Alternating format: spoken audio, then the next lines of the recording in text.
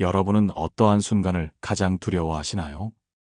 혹시 건강이 약해지고 몸이 마음처럼 따라주지 않을 때를 상상해 본 적 있나요?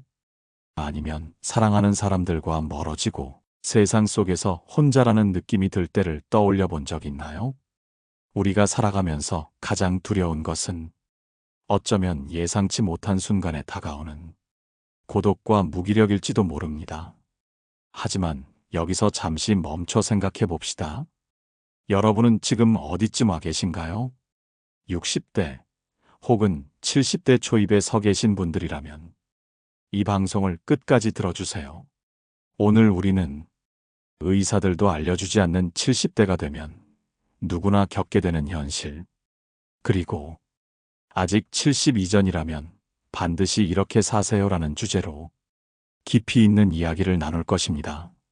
세월은 누구에게나 공평하게 흐릅니다. 20대 때는 30대를 상상하기 어렵고 40대가 되면 50대의 현실이 잘 와닿지 않습니다. 그렇다면 70대의 삶은 어떨까요? 오늘은 70대를 살아본 사람들이 들려주는 경험담과 전문가들이 강조하는 노후의 지혜를 함께 나누고자 합니다. 여기서 한 가지 생각해 볼 질문이 있습니다. 여러분은 지금 앞으로의 삶을 위해 어떤 준비를 하고 계신가요? 70대가 되면 누구나 겪게 될 현실을 지금부터 미리 알고 대비한다면 여러분의 인생은 어떻게 달라질까요? 한 사연을 소개하겠습니다. 박정숙 씨는 65세의 은퇴자입니다. 젊은 시절에는 성실한 회사원이었고 자녀들을 잘 키우고 무사히 결혼까지 시켰습니다. 그녀의 인생은 남들 눈에 보기에는 안정적이고 평범했습니다. 하지만 은퇴 후 정숙 씨는 예상하지 못한 문제에 직면하게 됩니다. 주변 사람들과의 관계가 서서히 멀어지고 매일 반복되는 일상이 무료하게 느껴졌습니다. 무엇보다 그녀는 자신이 점점 사회에서 잊혀져가는 기분을 떨칠 수 없었습니다.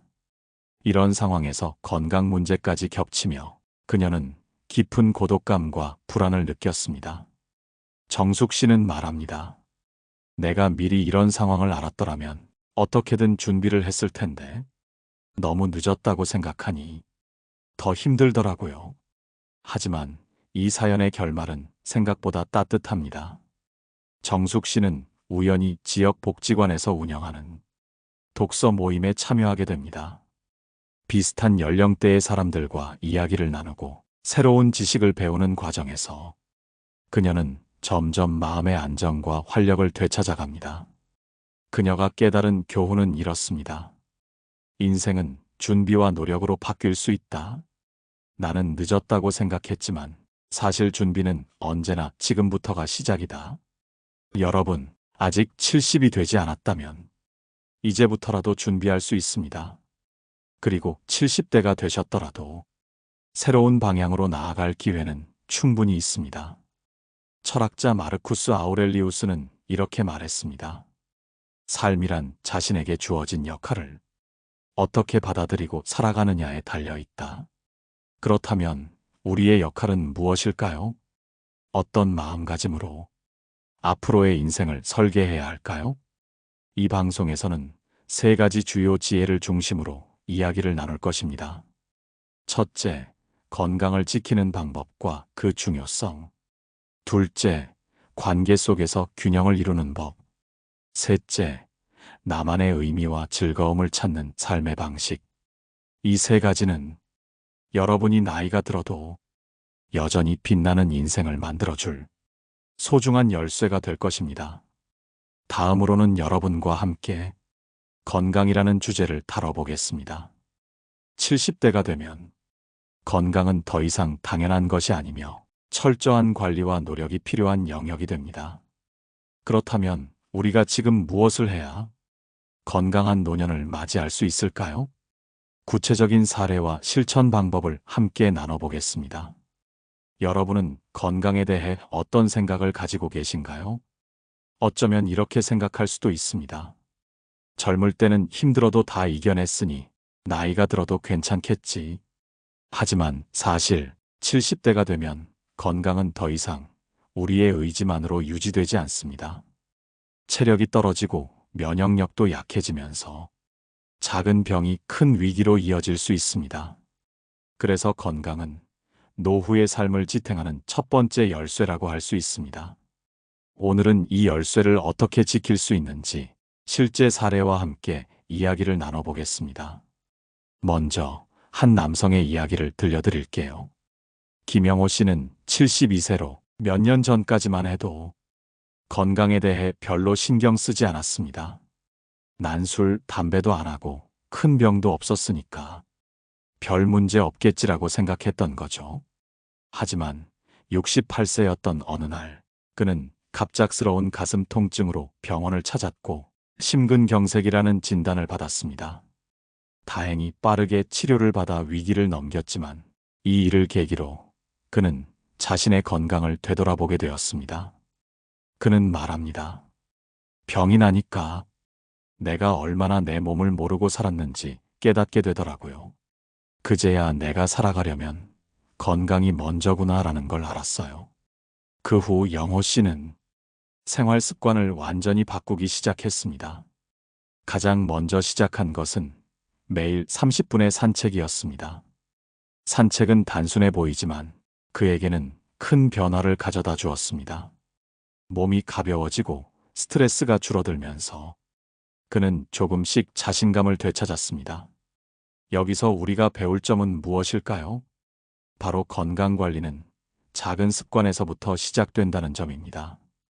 매일 몸을 움직이고 규칙적으로 식사를 하고 충분히 휴식을 취하는 것. 이 기본적인 행동들이 여러분의 삶을 더 건강하고 안정적으로 만들어줄 것입니다. 그렇다면 건강관리를 위해 지금 당장 실천할 수 있는 구체적인 방법은 무엇일까요? 몇 가지를 정리해 보겠습니다. 첫째, 운동은 꾸준히 하지만 무리하지 않는 것이 중요합니다. 젊었을 때처럼 격렬한 운동은 몸에 부담을 줄 수 있습니다. 대신 가벼운 걷기, 요가 혹은 근력 운동을 통해 체력을 유지하는 것이 효과적입니다. 특히 근력 운동은 나이가 들수록 약해지는 근육을 유지하는 데 큰 도움이 됩니다. 둘째, 식습관을 개선해야 합니다. 정제된 음식이나 당분이 많은 음식을 줄이고 채소, 과일, 견과류 같은 자연식품을 섭취하세요. 의사들은 이런 균형 잡힌 식단이 심혈관 질환과 같은 만성질환의 위험을 크게 낮춘다고 조언합니다. 셋째, 정기적인 건강검진을 받는 것도 빼놓을 수 없습니다.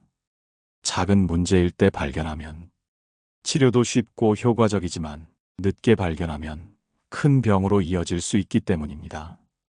정기적인 검진은 70대 이후의 삶을 훨씬 더 안전하게 만들어줍니다. 이쯤에서 스스로에게 물어보세요. 나는 지금 내 건강을 위해 무엇을 하고 있는가? 혹은 오늘부터 어떤 작은 습관을 시작할 수 있을까? 여기서 불교의 가르침 한 구절을 나누고 싶습니다. 몸이야말로 삶과 죽음을 가르는 다리와 같으니 소중히 여기고 잘 돌봐야 한다. 우리의 몸은 우리가 가진 가장 소중한 자산입니다. 건강을 잃으면 모든 것을 잃은 것과 같다는 사실을 잊지 말아야 합니다. 여러분, 혹시 지금도 운동을 해야겠다고 생각하면서 미루고 있진 않으신가요? 그렇다면 이번 주말, 아니 오늘 저녁부터라도 가볍게 동네를 걸어보는 건 어떨까요? 아마 그 한 걸음이 여러분의 건강한 노년을 만들어가는 첫 걸음이 될 것입니다. 두 번째 열쇠, 즉 관계에 대해 이야기해 보겠습니다. 건강 못지않게 우리의 삶을 지탱하는 또 하나의 중요한 요소인 관계. 여러분은 지금 어떤 관계를 맺고 있나요? 여러분은 요즘 누구와 가장 많은 시간을 보내고 계신가요? 가족인가요? 아니면 오래된 친구들인가요? 아니면 스스로를 돌보느라 혼자 있는 시간이 더 많으신가요? 노년의 삶에서 가장 중요한 요소 중 하나는 바로 관계입니다. 우리는 결국 사람 사이의 온기를 통해 위로받고 살아가게 되니까요. 한 할머니의 이야기를 들려드리겠습니다. 이순자 할머니는 74세로 남편과 자녀들을 모두 떠나보낸 뒤 혼자 사는 시간을 맞이하셨습니다. 처음에는 자신만의 시간을 누리는 게 좋았다고 합니다.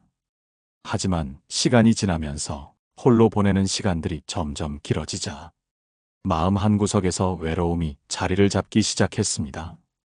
그 외로움은 단순히 혼자 있는 것에서 오는 게 아니었습니다. 누군가와 마음을 나누지 못한다는 데서 비롯된 것이었죠.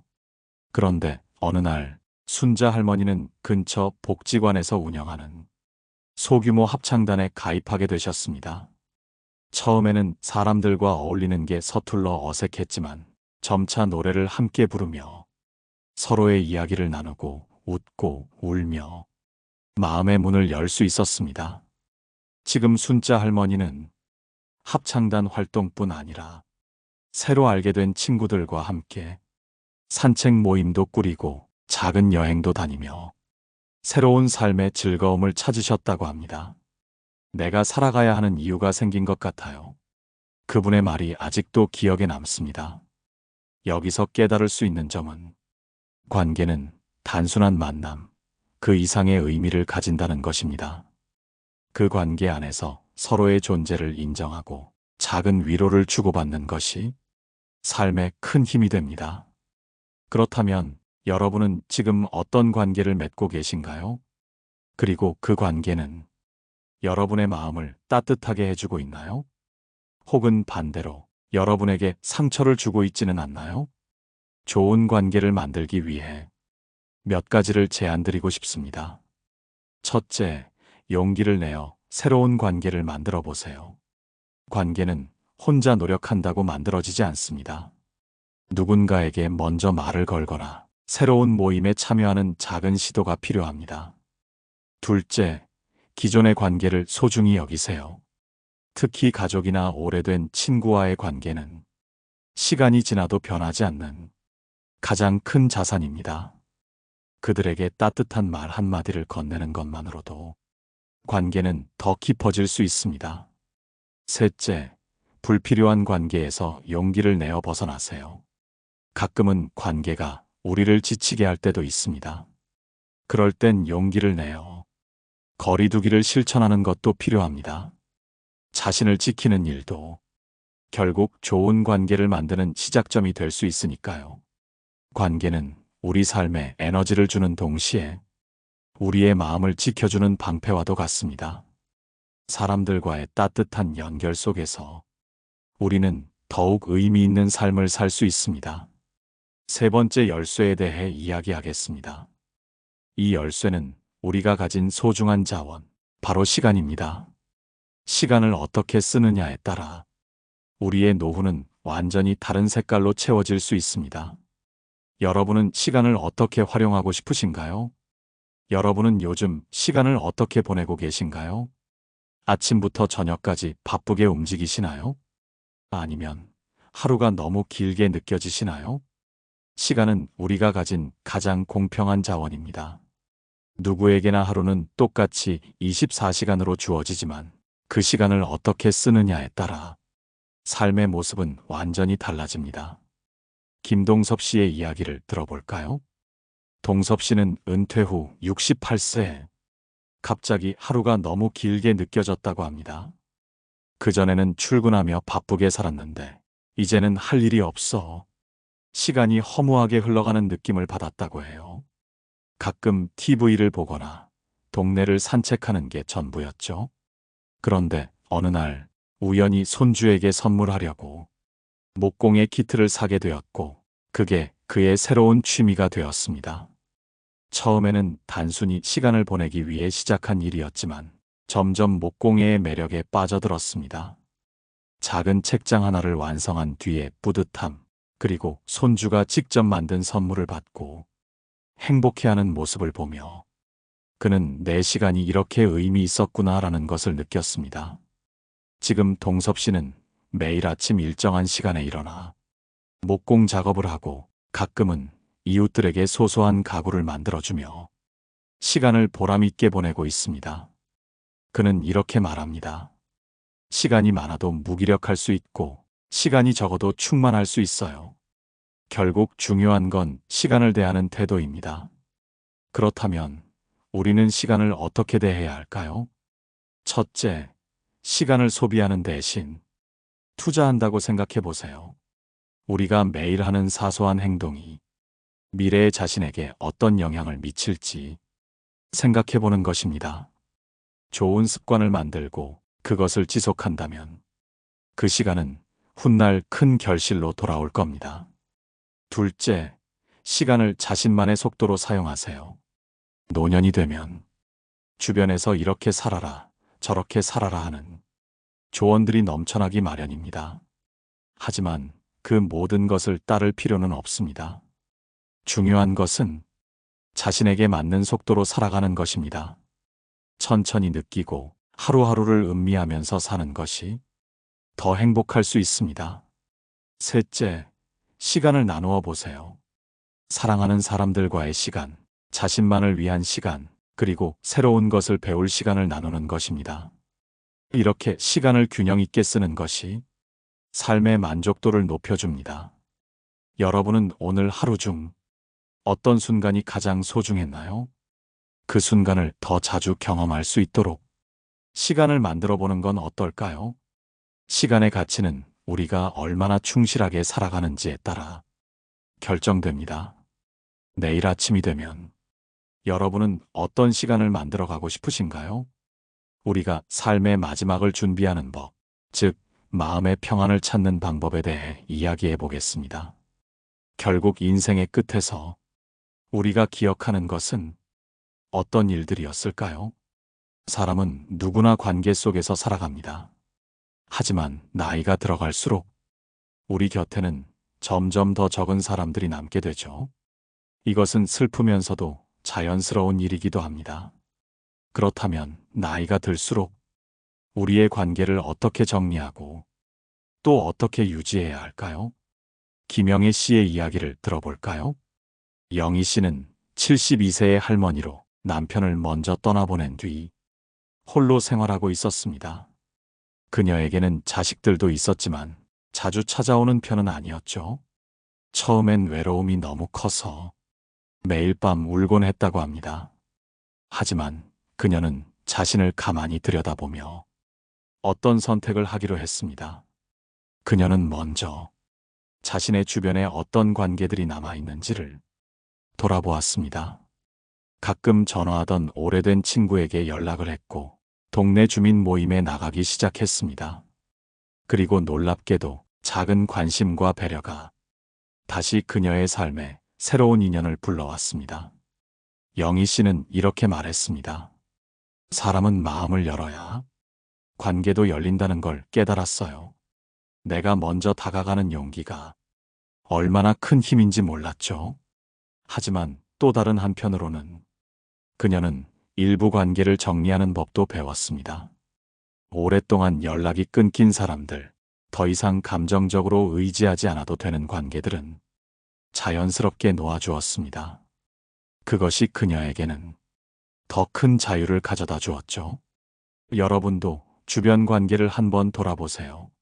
나이가 들수록 소중한 사람들과의 관계를 깊게 유지하는 것이 얼마나 중요한지 느껴지실 겁니다.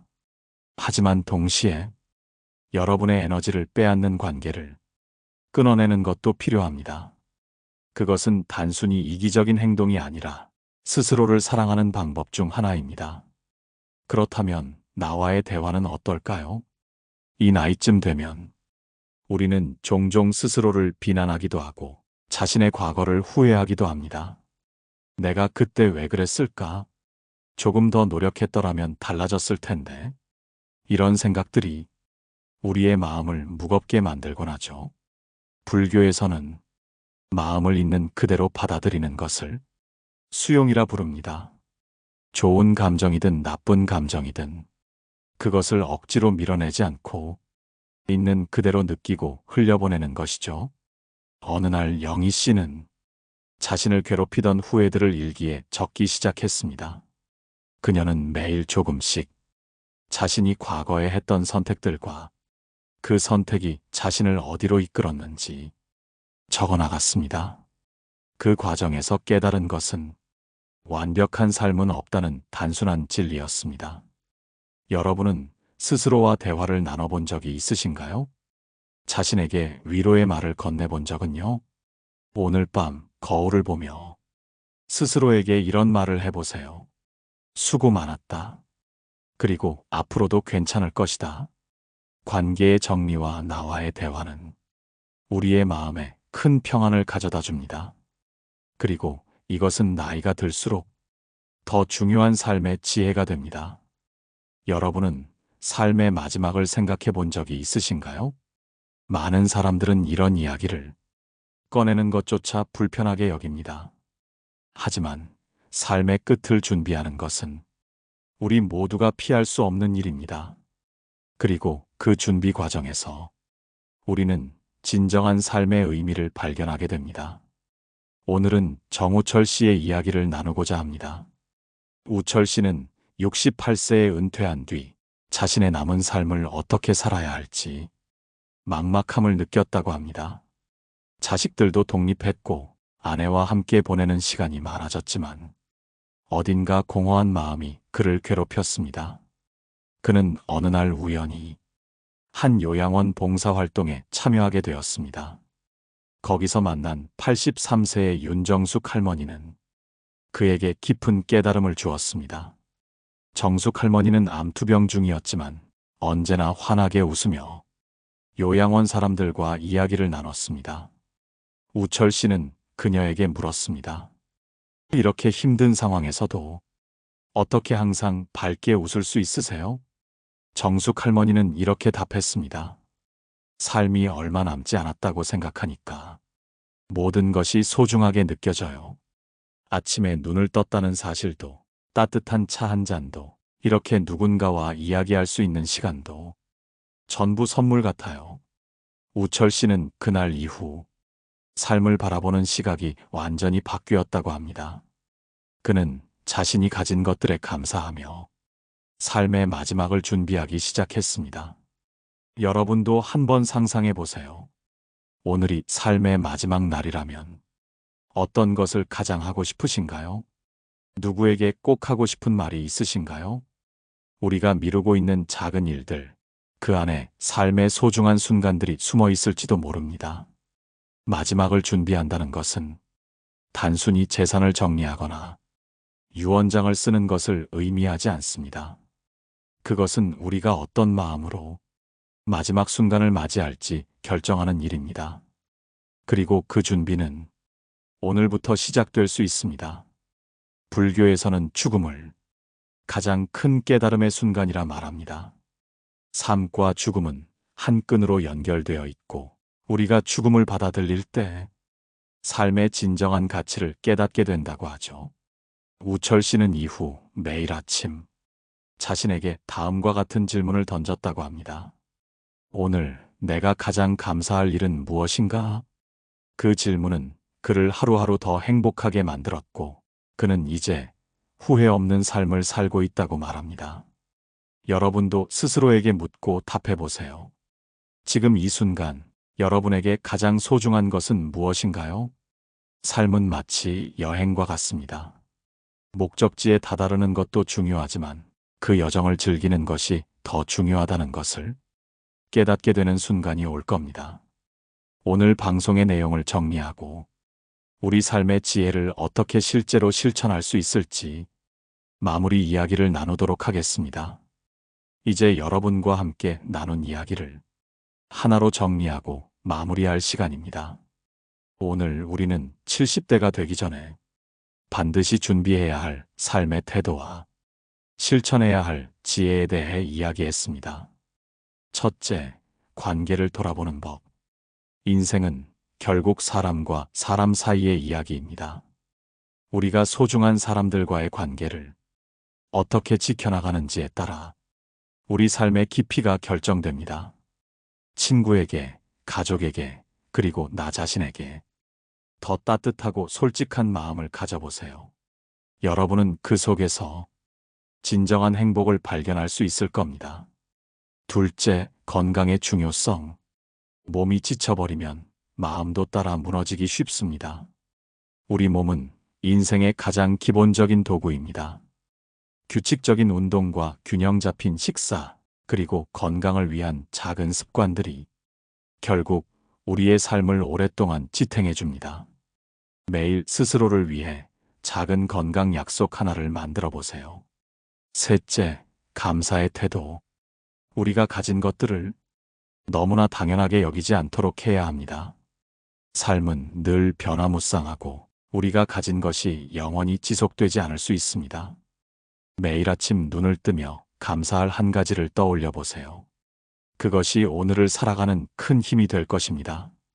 여기서 철학자 세네카의 말을 떠올려 봅시다. 우리는 살지 않으면서도 마치 살아갈 시간이 무한정 있는 것처럼 행동한다. 삶이 얼마나 짧고 소중한지 깨달을 때 비로소 우리는 진정으로 살기 시작할 수 있습니다. 이제 여러분의 삶에 질문을 던지고 싶습니다. 여러분은 지금 자신의 삶에서 가장 중요하다고 생각하는 것을 어떻게 실천하고 있나요? 아직 70세가 되지 않았다면 앞으로의 시간을 어떻게 채워나갈지 오늘 이 방송을 통해 한번 고민해 보셨으면 합니다. 마무리하며 여러분께 작은 부탁 하나 드리고 싶습니다. 오늘 방송이 여러분 마음에 작은 울림을 주었다면 댓글로 여러분의 생각을 남겨주세요. 여러분의 이야기가 다른 사람들에게도 큰 위로와 영감이 될 수 있습니다. 그리고 아직 구독하지 않으셨다면 다음 이야기에서도 함께 할 수 있도록 구독 버튼을 눌러주시면 정말 감사하겠습니다. 여러분의 응원이 이 방송을 더 많은 사람들에게 전할 수 있는 큰 힘이 됩니다. 다음 방송에서는 더 깊이 있는 이야기를 나누려고 합니다. 그때도 꼭 함께 해주세요. 여러분, 오늘 하루도 스스로에게 따뜻한 마음을 전하는 시간을 가져보세요. 그것이 바로 행복한 삶을 시작하는 첫걸음이 될 테니까요. 그럼 오늘 방송은 여기서 마치겠습니다. 다음 시간에 또 만나요. 늘 행복하고 건강하세요. 노후에 빛나는 지혜였습니다.